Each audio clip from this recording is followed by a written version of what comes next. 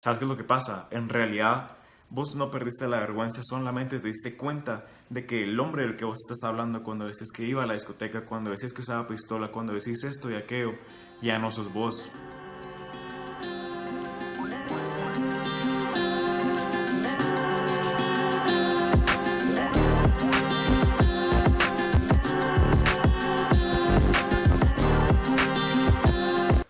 Tiempo.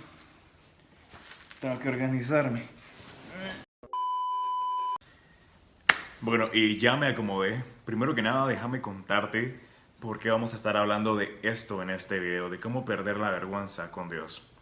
Bueno, lo que pasó es de que necesitaba comprar un carro nuevo, entonces fui a visitar varios predios, un predio donde venden carros usados y hay muchos carros.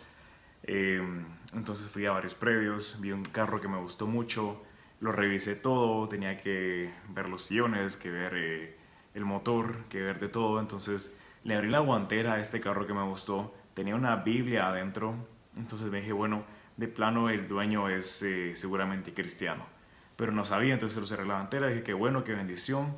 Entonces cuando lo fui a probar, cuando arranqué el carro, había una radio cristiana que estaba sonando y dije, bueno, definitivamente el dueño tiene que ser cristiano. Fui a ver otros carros, otros predios, no mucho me gustaron. Al final de cuentas regresé a este predio donde estaba este carro con la guantera y Dios sabe lo que hace. Entonces terminamos de hacer trato con el señor del predio, estaba muy bonito y yo no estaba seguro si este señor era el dueño de este carro, el que utilizaba este carro. Su nombre era Juan Carlos. Entonces estábamos ya terminando de hacer la transacción, íbamos manejando el carro. Yo ya estaba subido manejando en el carro, ni siquiera lo había pagado, pero yo estaba camino al banco. Y él me dijo, mano, manejalo, dale, ya es tuyo, me dijo. Entonces yo empecé a manejarlo, nos fuimos al banco. Y en el camino le digo, Juanca, eh, ¿a qué iglesia vas? Yo estaba asumiendo de que él era el cristiano. Y me dice a la iglesia a la que él va y que si al final de cuentas sí era él, sí es cristiano. Y dije, bueno, qué bendición. Y empezamos a hablar de Dios, empezamos a hablar de los cambios que Dios ha hecho en nuestras vidas. Y Dios sabe lo que hace, porque siempre que tú estás con una relación estrecha con Dios, Él te mueve a hablar de Dios, a hablar de Él a todos, a donde quiera, donde tengas una oportunidad, el Señor te mueve a hablar de Él.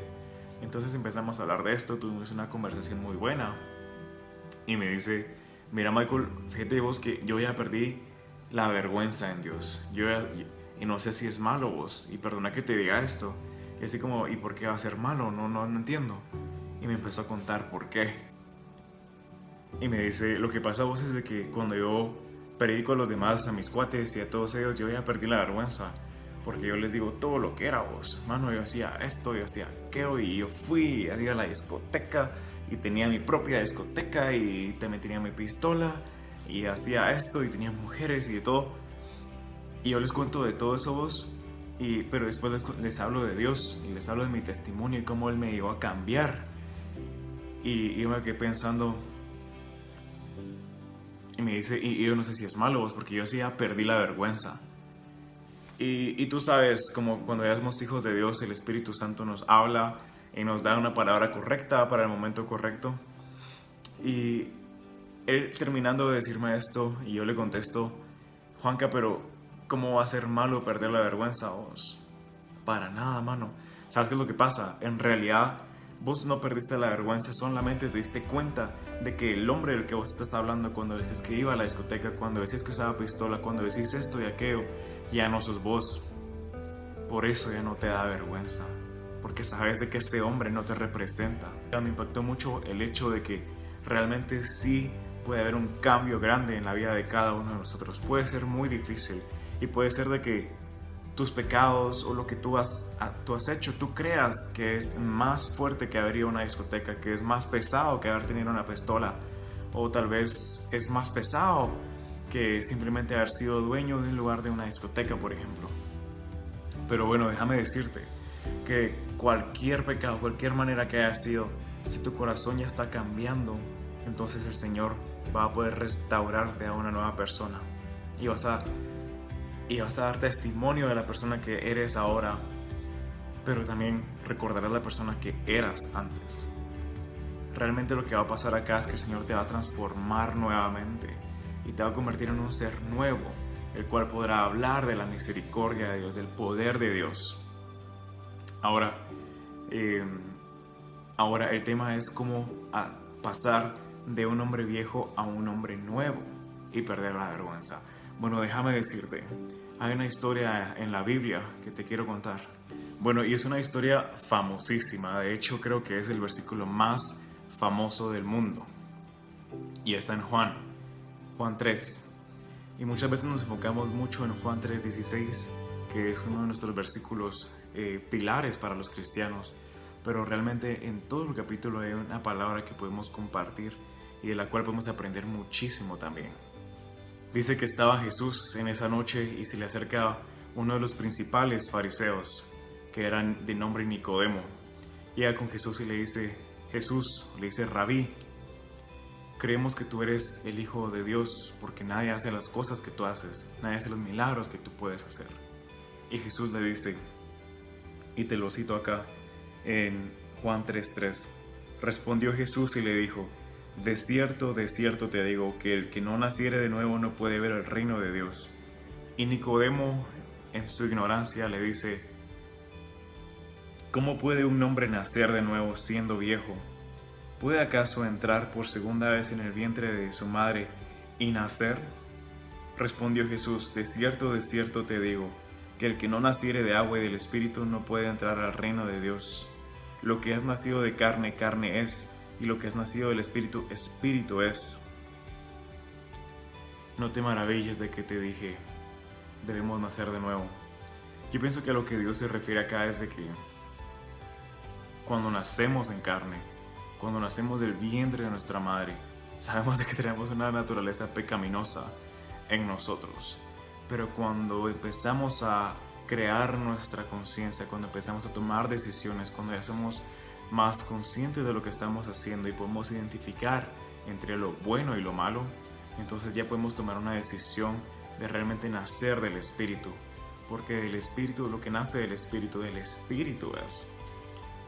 Y al final de cuentas, nuestra carne se queda acá, pero dentro de nuestra carne, dentro de nosotros, nuestro propio ser es un espíritu. Entonces, decidir cómo va a ser ese espíritu sí es nuestra decisión.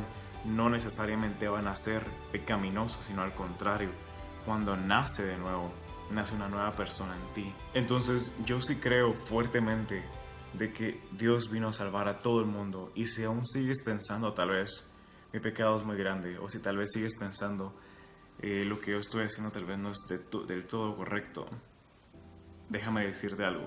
Más adelante en Juan 3:16, en el mismo capítulo, si lo buscas, dice, porque de tal manera amó Dios al mundo, que ha dado a su Hijo unigénito, para que todo aquel que en él cree no se pierda, mas tenga vida eterna. Entonces, no sé si te diste cuenta, pero dice, porque de tal manera amó Dios al mundo.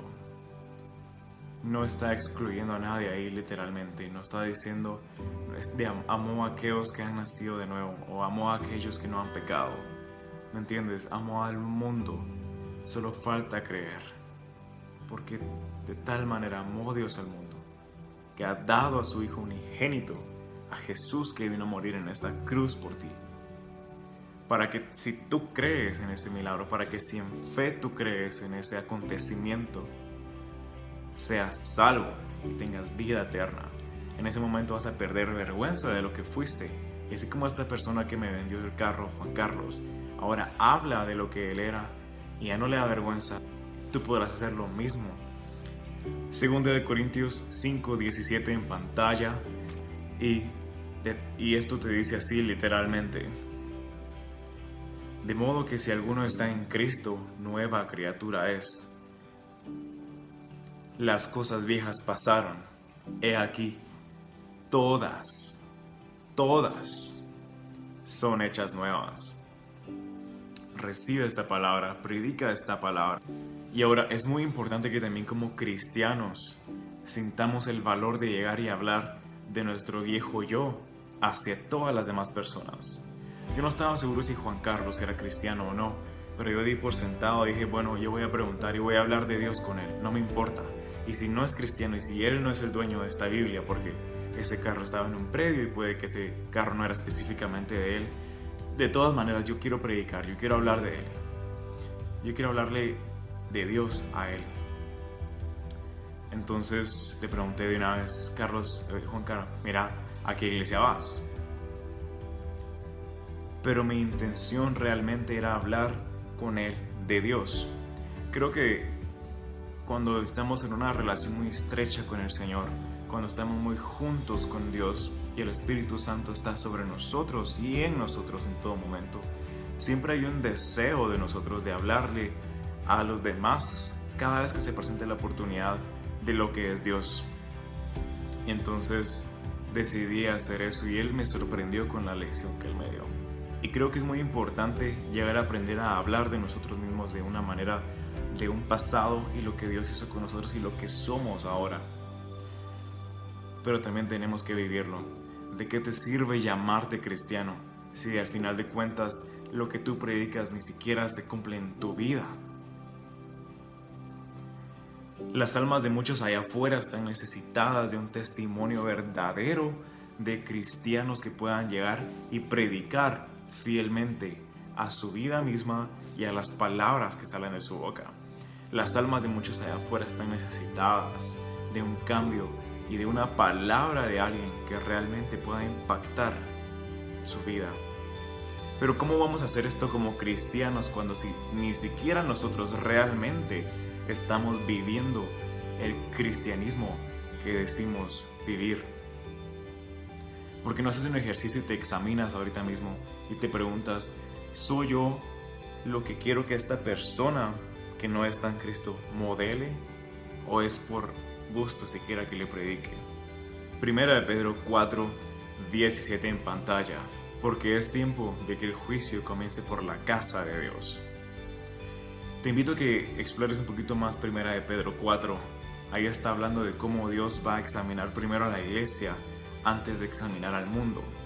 Y esto tiene demasiado sentido, porque si yo, supongamos que pongo una academia de lenguajes, yo no examinaría el conocimiento de los estudiantes primero, porque yo sé que ellos están estudiando y su conocimiento es mínimo o nada de lenguajes, por ejemplo el inglés. En cambio, examinaría primero a mis maestros. Si estoy contratando a maestros, voy a examinar primero a ellos en su conocimiento del idioma del inglés, por ejemplo, para yo saber si están preparados para ir y enseñar inglés a otras personas. Porque si ellos están mal, ¿qué puedo esperar yo de mis alumnos? ¿Estás listo para presentarte de él como un maestro? ¿O estás listo para decir, sigo siendo un estudiante?